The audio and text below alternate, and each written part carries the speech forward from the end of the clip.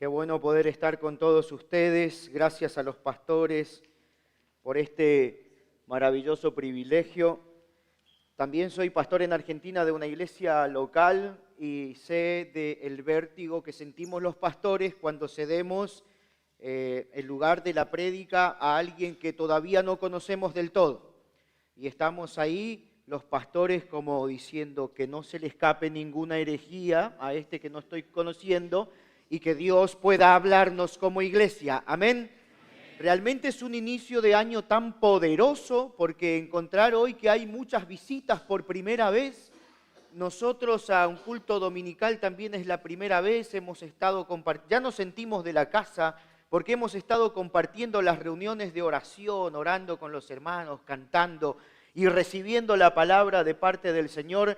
Así que esta mañana que haya más personas de visita es una alegría enorme. Así que si usted quiere dar este aplauso para usted que salió con valentía de su casa en un día de lluvia como el de hoy, gloria a Dios por su vida y por su fortaleza.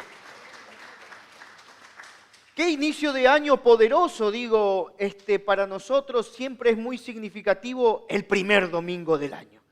Porque de alguna manera sentimos que estamos dinamitando el terreno para todo lo que vamos a vivir en el transcurso de este año 2026. Algunos aquí conocedores del Evangelio ya hace algún tiempo, algunos nos estamos conociendo y a otros quizás recientemente comenzando el camino de la fe. Yo le puse como título a la reflexión que quiero compartir con ustedes en esta mañana, mi Evangelio. Mi Evangelio. ¿Cuántos portan un Evangelio? ¿Cuántos tienen un Evangelio?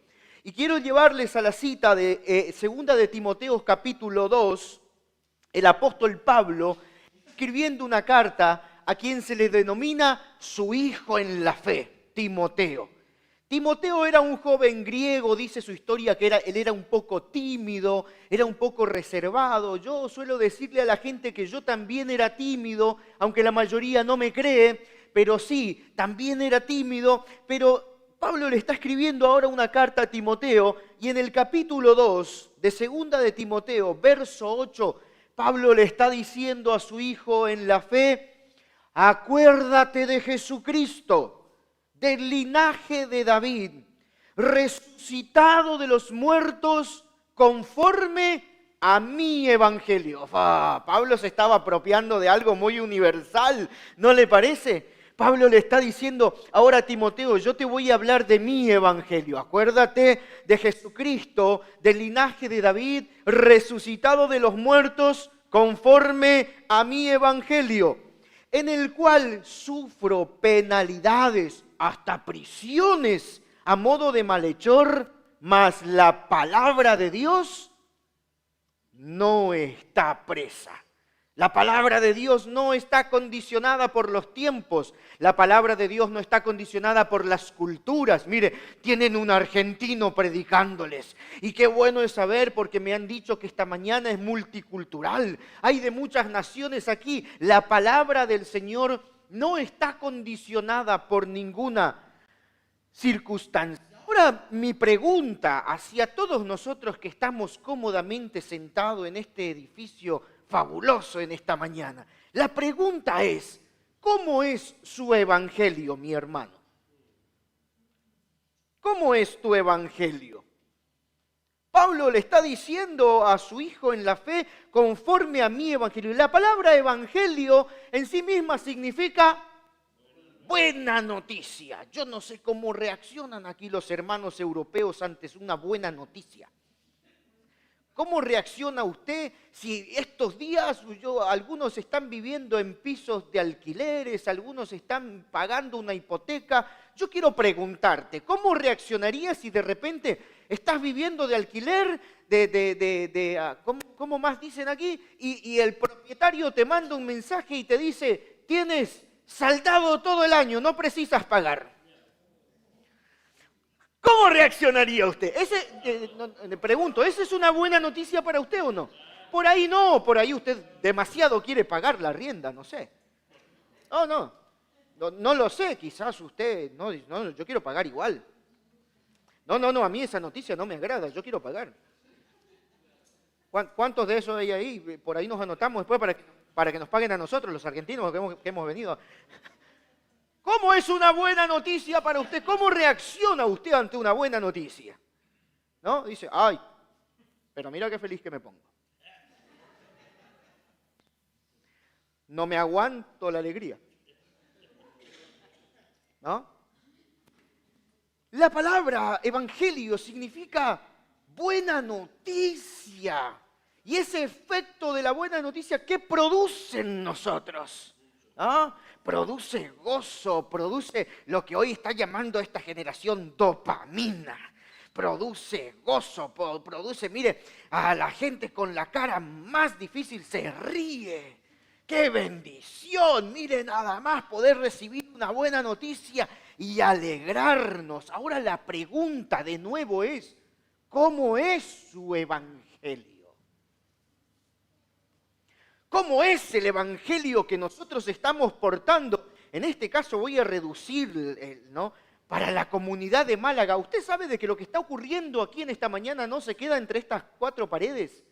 Todo lo que nosotros, yo los escuchaba cantar, yo amo escuchar a la iglesia cantar y ese unísono que llenaba este lugar y mi espíritu tiene una convicción poderosa de que lo que nosotros estamos haciendo aquí está produciendo la vida espiritual que todo Málaga necesita. Lo que nosotros estamos haciendo aquí en la oración, en la alabanza, en la adoración, no se queda aquí de aquí. Sube a la presencia de Dios. No, señores, recorre las calles de este perímetro, está bendiciendo gente fuera de este local, está sanando enfermos, está trayendo convicción de pecado, está trayendo alegría a nuestra ciudad. Por eso gócese de que usted hoy en este lugar está haciendo sal y está haciendo luz, en este caso para nuestra ciudad, Málaga.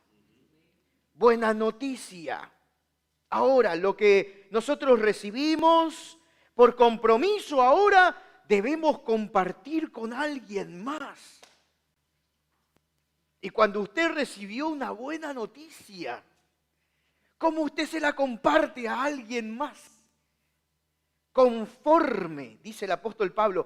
Esa palabra conforme, yo me fui al libro gordo de los teólogos a investigar de qué se trataba.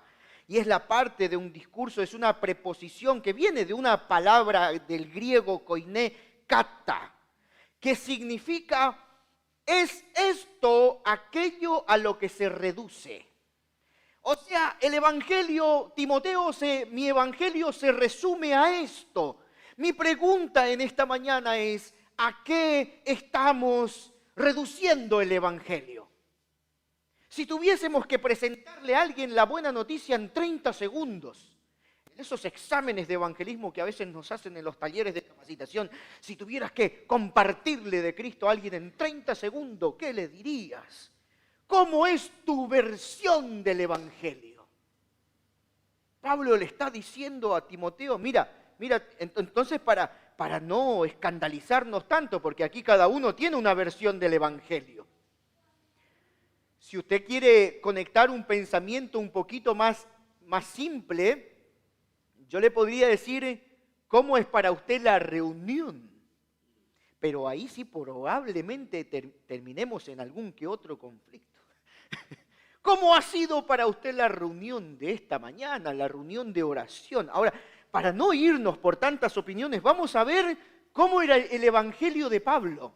Porque Pablo le está diciendo, hey Timoteo, acuérdate de Jesucristo, del linaje de David, resucitado de entre los muertos, conforme a mi evangelio. Romanos capítulo 1, verso 16, el apóstol Pablo escribe lo siguiente, porque no me avergüenzo del evangelio, porque es poder. ¿Cómo es el evangelio de Pablo?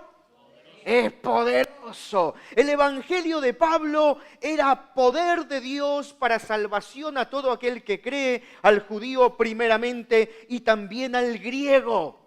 El evangelio para Pablo era la máquina aplastadora, era lo que arrollaba ciudades. Él creía desmedidamente en el evangelio que él predicaba.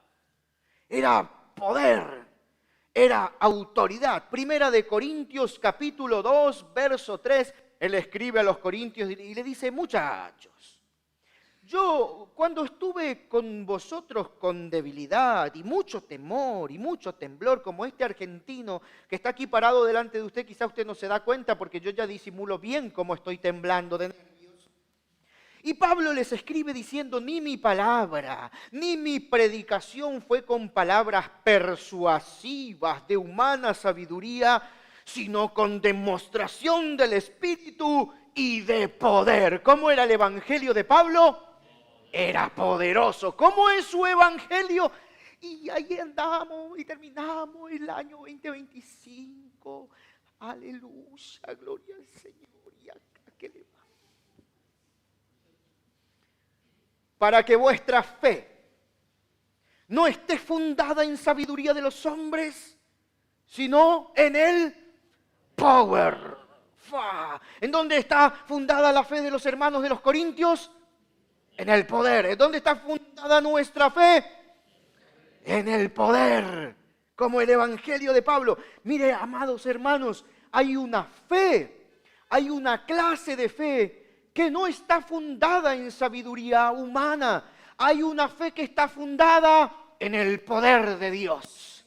En esa experiencia con Dios. Primera de Corintios 1:20. Es magno lo que el apóstol Pablo escribe allí. ¿Dónde está el sabio? Yo levantaría la mano ahí porque soy argentino y los argentinos somos, Dios mío, santo de la gloria. ¿Dónde está el sabio? Pregunta el apóstol Pablo. ¿Dónde está el escriba? ¿Dónde está el disputador de este siglo? ¿Dónde está el que le gusta discutir cosas? ¿Dónde está? ¿No ha enloquecido Dios la sabiduría del mundo? Dígame si no. Dígame si no ha enloquecido Dios la sabiduría del mundo. Pues ya que en la sabiduría de Dios, el mundo no conoció a Dios mediante la sabiduría. Epa. ¿Agradó a Dios salvar a los creyentes? Por la locura de la predicación. Porque los judíos piden señales, los griegos buscan sabiduría, pero nosotros predicamos a Cristo crucificado, para los judíos ciertamente tropezadero, para los gentiles locura, y usted tiene escrito ahí arriba, mas para los llamados así judíos como griegos, Cristo, léalo allá arriba, Cristo, poder de Dios y sabiduría de Dios. Hay una clase de sabiduría que no está escrita en los libros, mis amados hermanos. Hay una clase de sabiduría que no está en las facultades. No estoy en contra de la facultad. Vaya, estudie por el amor de Dios. Pero es la sabiduría que se le reveló a este monje llamado Martín Lutero. Una sabiduría que trasciende liturgias vacías y muertas. Hay una sabiduría que se llama Cristo. Hay una sabiduría y Cristo es poder de Dios y sabiduría de Dios. El evangelio de Pablo era un evangelio de poder, era un evangelio vivo, era un evangelio que producía la transformación en la vida de las personas. Era Cristo mismo. ¿Cómo era el evangelio de Pablo? Poderoso. ¿Cómo es el evangelio de la Iglesia Unida Betel de Málaga? ¿Cómo es? Poderoso. La segunda característica del evangelio de Pablo es que era un evangelio para salvación de todo aquel que cree. ¿Usted cree? ¿Ah? Estamos hoy en contextos donde algunos hermanos creyentes han dejado de creer. Ya no son creyentes, son descreyentes. ¿No? Y el Señor nos mandó a predicar el evangelio. A mí me encanta Marcos 16, porque allá en la Biblia tiene un título que dice la Gran Comisión, una cosa así. Y dice que apareció Jesús después de que resucitó, y a mí me impacta esa conexión, pastores amados, de texto, porque dice que Jesús apareció y les reprochó la incredulidad y la dureza de su corazón. Y les dijo, vayan y prediquen el evangelio. No conecto cómo puede aparecer Jesús y le dice... y les reprocha su incredulidad y su dureza de corazón. Y el verso siguiente dice, y les dijo, id por todo el mundo y predicad el evangelio a toda criatura. El que creyere y fuere bautizado será salvo, y el que no creyere será condenado. Pero este texto viene exactamente seguido de uno que dice, y les reprochó su incredulidad y su dureza de corazón. Y ¿cómo que le dijo? Manga de corazones duros, vayan y prediquen el evangelio. conecta ahí el texto. Ahora la pregunta que hace incluso el apóstol Pablo en Romanos 10:4, ¿y cómo creerán? ¿Cómo creerán? Romanos 10:4 dice, ¿cómo pues invocarán a aquel en el cual no han creído? ¿Y cómo creerán en aquel de quien no han? ¿Y cómo oirán sin haber quien les? ¿Qué está oyendo la sociedad hoy? La sociedad de Atenas, estamos viviendo un mundo posmoderno, posverdad, posespíritu, post-todo. ¿Cómo está siendo el evangelio de relevante en la cultura de hoy? ¿Qué respuestas tenemos para darle al gobierno, al empresario, al necesitado, al carente, al que está en diferentes estratos sociales de nuestro contexto cultural? En Hechos 17 hay una historia fantástica. El apóstol Pablo está en Atenas. Hechos 17:16. Su espíritu enardecía viendo a la ciudad entregada a la idolatría. Así que discutía en la sinagoga con los judíos, con los piadosos, en la plaza cada día, con los que concurrían. Y algunos filósofos de los epicúreos y de los estoicos disputaban con él. Y otros decían, ¿pero qué querrá decir este palabrero? Y otros, parece que es predicador de nuevos dioses porque les predicaba el evangelio de Jesús y de la resurrección, lo que experimentamos esta mañana. Y tomándole le trajeron al Areópago diciendo, ¿podremos saber qué es esta nueva enseñanza de la que hablas? Porque traes a nuestros oídos cosas extrañas. Queremos saber qué quiere decir esto y me impacta el verso 21 porque todos los de Málaga y todos los de España y los extranjeros residentes ahí en ninguna cosa se interesaban sino en decir o en oír algo nuevo. La sociedad quiere oír algo nuevo. Las sociedades quieren oír algo nuevo y si todo lo que escuchan es lo mismo.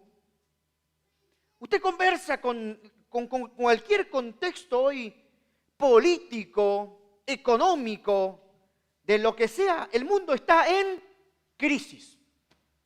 Hemos sido sacudidos ayer por las noticias de último momento, del cual considero que nadie es ajeno a lo que está ocurriendo. Ahora, en escuchar y poder decir algo nuevo como iglesia, pero cuando el necesitado de escuchar el evangelio escucha que los creyentes, descreyentes, se quejan de la misma manera, critican de la... Me estoy metiendo en un terreno difícil, ¿no? ¿No? Calumnian de la misma... Entonces, pero es que todo es lo mismo. Ahora cuando nosotros abrazamos un evangelio como el de Pablo, un evangelio de poder, y viene la persona y dice, está difícil la situación, ¿no? Filipenses 4:19, mi Dios pues suplirá todas las cosas conforme a sus riquezas en gloria en Cristo Jesús. Y hay que tener fe. No, pero la cosa no está fácil. En nuestro país se canta una canción que el estribillo dice, porque Él vive, triunfaré mañana. Porque Él vive, ya no hay temor, porque yo sé que el futuro es suyo, la vida vale más y más solo por Él. ¿Cómo va a ser su mañana? Aplauda si se quedó ahí en la mitad del camino. No, que pastor, el que mañana no es nuestro. No, el Dios de Abraham le dijo, se encontró a tener una charla con Abraham y le dijo, mira Abraham, esta tierra, ¿viste esta tierra? Esta tierra yo la reservé para ti, para tu nieto, para tus bisnietos y para todas tus generaciones. Si fuese buen argentino le diría, aquí comerán asado tus bisnietos. Y me vienen a mí a querer decir que el mañana no está asegurado. Y el Dios de Abraham le dijo, mira, para ti, para tu nieto, y dentro de 400 años van a estar acá. Métanle, que todo está bien, todo está resuelto. Yo vine para decirte que el evangelio que yo predico, al igual que el evangelio que predica Pablo, es el evangelio que te dice mañana está mejor que hoy. Porque la fe es la certeza de lo que se espera. Y yo no sé lo que usted está esperando, pero yo estoy esperando la manifestación gloriosa que ocurra lo que Dios dijo que va a ocurrir. Y Dios nos lleva siempre de victoria en victoria, de gloria en gloria, de edificación y en crecimiento y en avance y en conquista. Es el evangelio que Pablo predicaba. Salimos rápido ahí gloria a Dios. A mí me encanta porque cuando veo la historia de Pablo y Silas, ¿no? Hechos 16, Pablo y Silas estaban presos luego de haber sido golpeados brutalmente y a medianoche dice que cantaban himnos, cantaban seguramente tan bonito como cantó usted esta mañana. Y a medianoche cantaban himnos y de repente el Espíritu Santo intervino, se soltaron todas las... Y el carcelero vino y dice, ahora me voy a matar porque se me están escapando todos los presos. Y Pablo le dice, quédate tranquilo, estamos todos aquí. No, Pablo, igual que usted, quería pagar la cuota. No, quédate tranquilo, no nos fuimos, estamos aquí. Y él temeroso y temblando dice, varones, ¿y ahora qué hago? ¿Recuerda usted lo que Pablo le contestó al carcelero? Le dijo, cree en el Señor Jesucristo y serás salvo tú, y hay posibilidades que seas salvo toda tu casa. No, Pablo tenía una convicción tan poderosa de que cuando una persona en la familia abraza el Evangelio, alguien tiene que recibir esta palabra de esta mañana, esa persona que llevaba el Evangelio se convertía en un epicentro de salvación para toda su familia. Pablo tenía una convicción de que el Evangelio que él predicaba, permítame que me salga el argentino un poco, era tan grosso, era tan grande, era tan poderoso, que esa persona que portara ahora el Evangelio se iba a volver en un epicentro de salvación. Y cuando llegaba, su familia no se iba a poder resistir la salvación que él portaba. Cree en el Señor Jesucristo y serás salvo tú y toda tu casa. ¡Fua! Yo no sé si usted quiere levantar la manito así un poquito y decir, Señor, yo quiero esa convicción que tenía Pablo. Diga así, por lo menos despacito. Señor, yo quiero esa convicción que tenía Pablo. Pablo no le dijo que habría posibilidades, no, mira, hay una alta estadística, según los cálculos que hicimos generacionalmente, hay un 93.5% de la posibilidad de que toda tu familia... ¡No! Pablo le dijo, serás salvo tú y toda tu casa. Esta palabra es para las familias que están aquí en esta mañana y estás orando por tu esposo, estás orando por tu hijo, estás orando por tu hija, estás orando por algún familiar. Vengo a decirte de parte de Dios que el Evangelio poderoso que nosotros portamos va a hacerte un agente de transformación para tu familia, para tu contexto, porque cree en el Señor Jesucristo y serás salvo tú y toda tu casa. Todo está incluido. El Evangelio de Pablo era para salvación, con todo lo que esa palabra representa, desde Génesis hasta Apocalipsis. La palabra salvación es una de las palabras más profundas que hay en las Escrituras, porque no podemos dimensionar, nos faltaría todo el año para hablar solamente de lo que la salvación implica. Salvación, provisión, bienestar presente, garantía eterna, medicina, sanidad, cura, acompañamiento, todo está incluido en esa palabra maravillosa. La iglesia no es un círculo social de contención, es un medio para expresar a la comunidad el mensaje de salvación. Fuimos llamados a predicar a Cristo, no templos, no religiones, no ministerios, no posiciones en nuestra organización. Es que yo soy el líder. No importa. Hay un mensaje que indefectiblemente se convierte en salvación para todo aquel que cree, y este es el mensaje del Evangelio de poder. 3. El Evangelio de Pablo, yo le escuché al pastor Celu orar y dijo, Señor, gracias por hacernos parte de tu resurrección. El Evangelio de Pablo era un evangelio de resurrección. Acuérdate de Jesucristo, del linaje de David, resucitado. El Dios que yo predico, hermanos, ya no está colgado en la cruz con cara de malviviente. Él está sentado victorioso a la diestra de Dios el Padre en los cielos. ¿Cuántos dicen amén? Entonces dejemos de vivir como que si Cristo está ahí en la cruz, nuestro Cristo, pobrecito, nuestro Cristo. No, hermano. Conforme a mi evangelio, Jesucristo ha resucitado. En el contexto de Romanos 4, Pablo está hablando de la justificación. Y quiero con esto ir terminando. Ayúdeme y ore por mí, diga, Señor, que el pastor argentino termine. Ayúdeme porque los pastores somos de terror cuando empezamos a decir voy a terminar. En Romanos 4 el apóstol Pablo está hablando de la justificación. ¿Cuántos justificados hay aquí en esta mañana? ¿Cuántos son justos? Gloria a Dios. Dice, no solamente con respecto a él se escribió que le fue contada por justicia en contexto, sino con respecto a nosotros, a quienes ha de ser contada, esto es, a los que creemos, en el que levantó de los muertos a Jesús, Señor nuestro, el cual fue entregado por nuestras transgresiones, lo que conmemoramos aquí, y resucitado para nuestra justificación. Cuando usted entiende, mire, su resurrección, amada iglesia, lo que nosotros conmemoramos aquí hoy es que Cristo resucitó.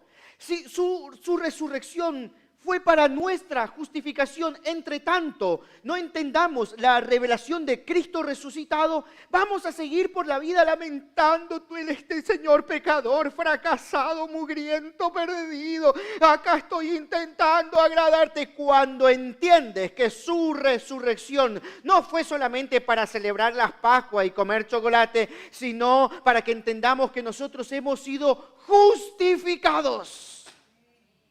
¿Cristo resucitó? Sí. ¿Usted ha sido justificado? Sí. Deje de pedir perdón por sus pecados. Amén. Acá vengo, Señor, ¿será que me perdona? Que yo pensé, que me enojé, que mi carácter, que esto, que lo... Señor, ¿será que me puedo arrastrar un poquito más? Ya está justificado.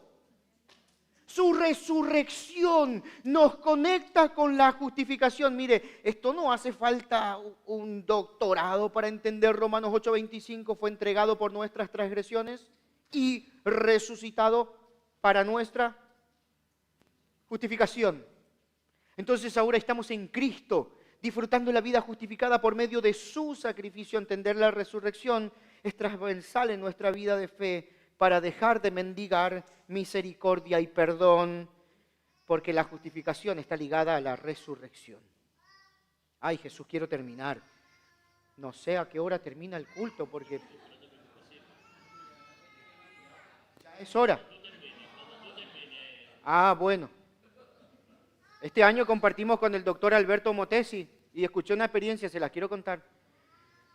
Dice que él, para subir a predicar, ponía un caramelo en su boca y sabía que el caramelo le duraba 45 minutos. Entonces él sabía que cuando el caramelo estaba terminando había que terminar de predicar, y un día puso el caramelo y predicó 3 horas 40. Y cuando termina la reunión saca, y era un botón que tenía del saco que se lo había puesto y no se le diluyó nunca. Así que yo por las dudas no tengo ni... Voy a tomar un poquito de agua, permiso. Quédese tranquilo, usted va a volver a almorzar en su casa.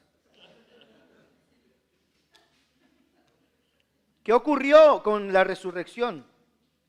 La resurrección de Cristo lo convirtió de primicia, a Jesús en primicia. La resurrección hizo que Jesús pasara de ser el unigénito, escuché bien, de ser el unigénito a ser el primogénito. Y hay una gran diferencia entre ser el unigénito, es que usted es el único. Jesús era unigénito, hijo de Dios, pero por resurrección se transformó ahora en el primogénito. O sea, Él se transformó en el primero de muchos. Si Él resucitó, nosotros también vamos a... Si Él tuvo victoria, nosotros también vamos a... Este es el evangelio que predicamos. Colosenses 1:17. Y Él es antes de todas las cosas, y todas las cosas en Él subsisten.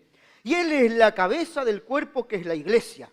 Él, que es el principio, el primogénito de entre los muertos, para que en todo tenga preeminencia, por cuanto agradó al Padre que en Él habitase toda plenitud, y por medio de Él reconciliar consigo todas las cosas, las que están en la tierra como las que están en los cielos, haciendo la paz mediante la sangre de su cruz. Fue la resurrección que le pasó de unigénito a ser el primogénito. Y si Él es el primero, diga: yo soy el segundo. Aleluya. Con la resurrección se garantizó la resurrección de todos, dice Pablo en 1 Corintios 15:21, porque por cuanto la muerte entró por un hombre, también por un hombre la resurrección de los muertos, porque así como en Adán todos mueren, en Cristo también todos serán vivificados. Y aquí viene lo más emblemático de la resurrección, Colosenses 3. Pablo escribe algo que cómo me cuesta entenderlo. Porque Pablo escribe a los colosenses diciendo, Colosenses 3:1, sí pues, ¿habéis resucitado con Cristo? Seamos prácticos, hermanos amados. Yo quiero preguntarle, ¿usted resucitó con Cristo? Se le puse a dudar, ¿eh? ¿Usted resucitó con Cristo? Sí. Si pues habéis resucitado con Cristo, buscad las cosas de arriba. Donde está Cristo sentado a la diestra de Dios, pongan la mira, las cosas de arriba, no en las de la tierra, porque han muerto. Y vuestra vida está escondida con Cristo en Dios.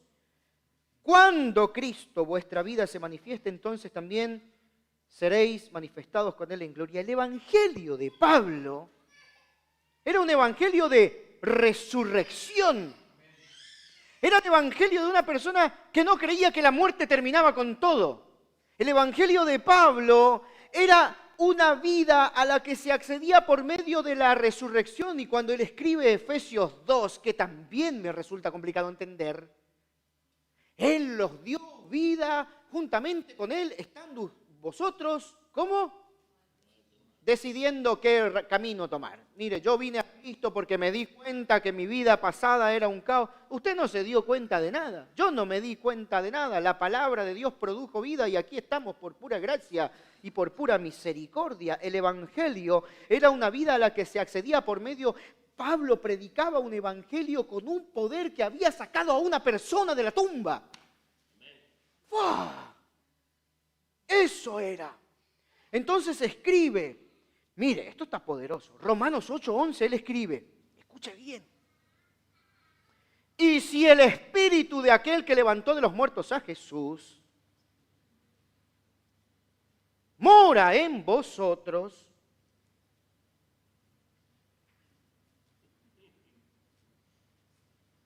el que levantó de los muertos a Cristo Jesús, vivificará también vuestros cuerpos mortales por su espíritu que mora en vosotros. Qué difícil se pone hacer esta pregunta. ¿Tiene el Espíritu Santo usted? Van mermando los amenes. ¿Puede discernir, hermano, lo que este pasaje está diciendo? Si el Espíritu que levantó a Cristo de los muertos mora en ti, vamos por partes. ¿A cuántos no nos pasó que, ay Señor, de esta no salgo? Ay, listo ya, no hay más salida. Y Cristo desde la diestra de Dios el Padre te está diciendo, hey, en tu vida está el Espíritu que me sacó a mí 3 días después de la tumba. Y vos pensás que no vas a salir de una enfermedad, de una crisis, de una deuda, de una prueba. Vos estás pensando que, ay, yo leí algunas cositas de humor que ya van tirando. Bueno, nos vemos el 2027 porque ya la arruiné el 2026. Con el Espíritu que levantó a Cristo de entre los muertos, ¿qué es tu enfermedad? Con el Espíritu que levantó a Cristo de los muertos, ¿qué es tu crisis? Si el Espíritu que levantó a Cristo de los muertos está en ti, todo lo que hoy te está pasando, si no son más de 4 días de muertos, tiene solución, porque el Espíritu de Cristo mora en nosotros. Si le levantó a Él de la tumba, levanta tu manito un poquito y dice, me va a sacar a mí de cualquier circunstancia adversa que yo esté atravesando. Que alguien diga amén, por favor. Ya, ahora sí, ya termino. Este es mi evangelio, dice el apóstol Pablo, y quiero invitarte a que te pongas de pie porque así sigue trabajando mi cabeza para entender que tengo que terminar.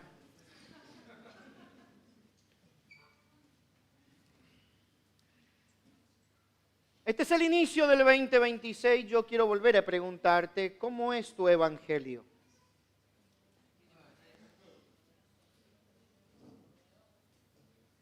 Sonríe entonces. Como dijo el salmista que compuso Salmo 10, sonríele a la vida, sonríele a la vida. El llamado de esta mañana es a movernos del evangelio de víctima al evangelio de vencedor. Y si usted lo quiere ser más bíblico, no al evangelio de vencedor, al evangelio de los más que vencedores. ¿Cómo es su evangelio? Y ahí andamos, hermano, cargando la cruz. ¿Viste cómo estoy? Y la gente que no está en Cristo dice, eso yo no quiero. Suficiente ya tengo con la vida que estoy desarrollando para que me digan que el evangelio es, y bueno, ahí vamos, muchas son las aflicciones de los justos. En mi país compusieron una canción que dice, llevar la cruz de Cristo. La cantan llorando, mi amor. A veces es dolor. Hermano, por el amor de Dios. El llamado de esta mañana es a movernos del evangelio de víctima, de pecador, de gusano de Jacob, al evangelio de vencedor. El llamado es a movernos del evangelio de mendigo al evangelio de hijo de Dios.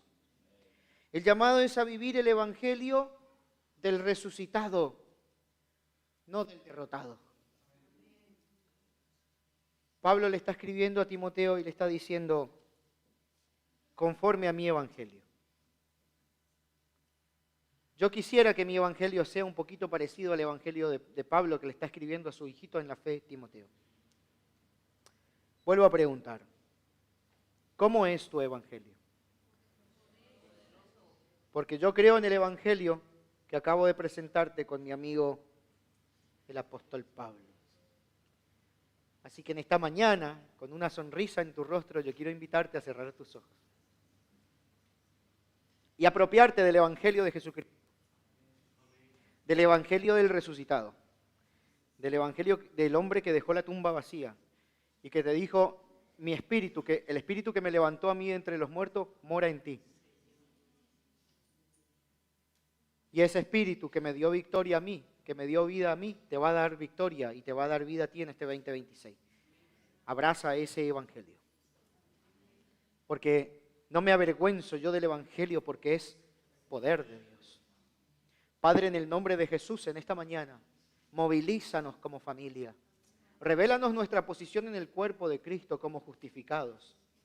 Señor, nos dijiste por medio de tu palabra que cuando el Espíritu Santo vendría, no solamente iba a traernos convicción de pecado, sino que también de justicia y de juicio. Hoy oramos por una obra perfeccionada de tu Espíritu Santo sobre nuestras vidas para que nos levantemos en autoridad y ser entrenados en crecimiento para llevar a Málaga, a España y a Europa de nuevo al conocimiento de Cristo crucificado, pero también en la victoria del Cristo resucitado. Ese es el evangelio que queremos comunicar a las naciones, que Cristo no está muerto, que Cristo está vivo, que Cristo sigue operando, haciendo milagros, prodigios y maravillas aún en este siglo y en este año 2026. Así será para mí y así será para mi familia, una iglesia, una familia victoriosa, una iglesia gloriosa que vive y expresa en libertad, Señor, y eso es lo que nos convierte en sal, una verdadera influencia, y en luz como verdadera dirección para una sociedad sin Cristo. Hoy celebramos la victoria más grande aquí en el partimiento del pan y de la copa, Señor, que nos diste vida y que esa vida es en abundancia para la gloria y para la honra de tu nombre, en el nombre de Jesús. Amén. Apláudale fuerte al Señor. Iglesia unida Betel, que el Señor te dé un año poderoso en Cristo Jesús. Amén.